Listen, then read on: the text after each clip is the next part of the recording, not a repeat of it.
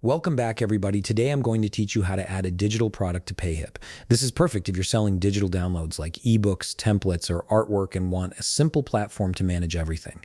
Let's get started.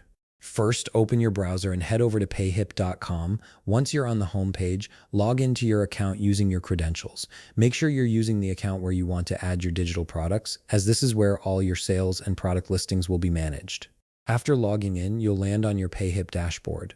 At the top of the page, look for the Products tab and click on it. This section is where all your current and future products are stored, giving you a complete overview of what you're selling. Next, click on Add New Product.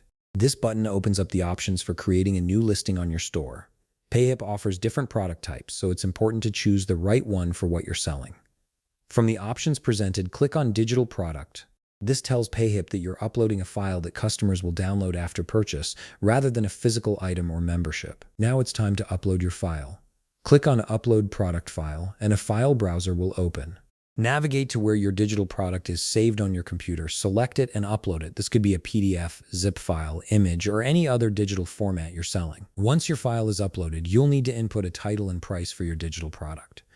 The title should be clear and descriptive so customers know exactly what they're buying.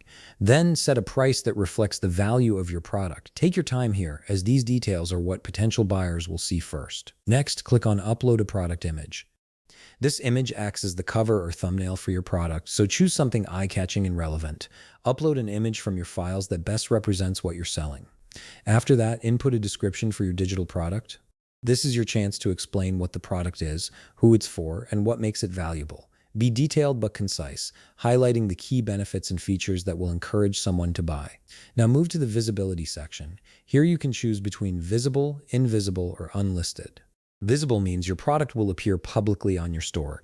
Invisible keeps it hidden from your storefront but still accessible via direct link. Unlisted is similar to invisible but won't show up in search engines either.